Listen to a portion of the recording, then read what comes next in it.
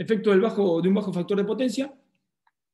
Obviamente, en la corriente, las pérdidas de cable, como dijimos anteriormente, si vemos esta imagen, si esto es un conductor, va a haber una potencia reactiva, que es esa espuma de la cerveza que vimos en la primera imagen, que va a ocupar un lugar.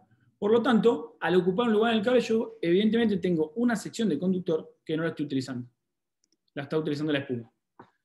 Pérdidas en los cables, pérdidas en los transformadores, la regulación de la tensión y la potencia de los transformadores. Veámoslo rápidamente en algunas imágenes.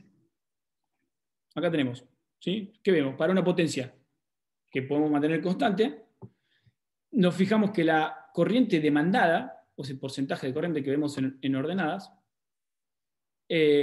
a medida que el factor de potencia, si ustedes ven en abscisas, vemos que el factor de potencia va empeorando. Conforme empeora el factor de potencia, la corriente demandada incrementa claramente. Entonces, por ejemplo, si ustedes ubican en la imagen un factor de potencia de 0,5, la cantidad, fíjense, no sé si lo ven acá, 0,5, no quiero dibujar demasiado acá, vamos a intervenir en la curva del efecto de factor de potencia sobre la corriente nominal y vemos que nos da un 200% de la corriente. Entonces, mejorando solamente el factor de potencia a 0,9, la corriente incremental, estamos hablando de que puede variar un 10%, lo cual es súper manejable. Podríamos hacer un ejemplo y ver, por ejemplo, que en un reactor con un coseno de phi de 0,9 o 0,96 y un factor de potencia de otro receptor o otra carga de 0,5 o 0,25, nos va a dar que vamos a necesitar alimentar hasta 2 o 3 veces la corriente que consume realmente el equipo. Dijimos el punto 2, que era, ahí vamos a hablar sobre las pérdidas también en el cable, que era uno de los más importantes. Fíjense acá, lo mismo. ¿Qué pasaría mejorando el coseno de phi? Acá es el coseno de phi inicial. Si nosotros partimos de un coseno de phi de 0,8, por ejemplo, y vemos un horizonte que podemos llevar el coseno de phi a 0,9, estamos hablando que vamos a tener un 20% de reducción sobre las pérdidas. Esto es reducción de pérdidas solamente mejorando el factor de potencia. O sea, reducimos ese nivel de pérdida en conductores. O sea que si pasamos de un 0,6 de factor de potencia que puede tener un motor a 0,95, tenemos un 60% de reducción de pérdidas. Por eso es tan importante el tema que estamos viendo hoy. Lo mismo pasa con, esto es una parte de un transformador, no lo vamos a tener acá porque es un poco más complejo, pero las más importantes pérdidas de un transformador son las pérdidas en el hierro y pérdidas en el cobre.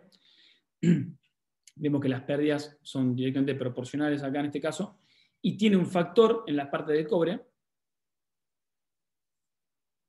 intervenido por el factor de potencia, ¿sí? Y está al cuadrado, ¿sí? Entonces, las pérdidas del cobre a plena carga, corregidos por este factor de potencia, nos va a dar cuáles son las pérdidas que tenemos en ese transformador. Por eso, muchas veces, cuando tenemos un transformador que está trabajando al casi el 100%, una de las alternativas que tenemos es revisar este transformador, de revisar este factor de potencia. Y cuando nos vamos a una industria moderna, a una industria muy grande, una 4.0, lo que empezamos a tener es que agregamos factor de potencia, mejoramos las pérdidas en el cobre, porque esto está dividiendo el cuadrado, mejoramos las pérdidas en general, pero igual así no nos alcanza. Y ahí está esta pelea entre el coseno de phi y el factor de potencia. ¿Qué tenemos que hacer? Bueno, vamos a ver eso, lo vemos en el round 4. ¿Qué pasa ahora?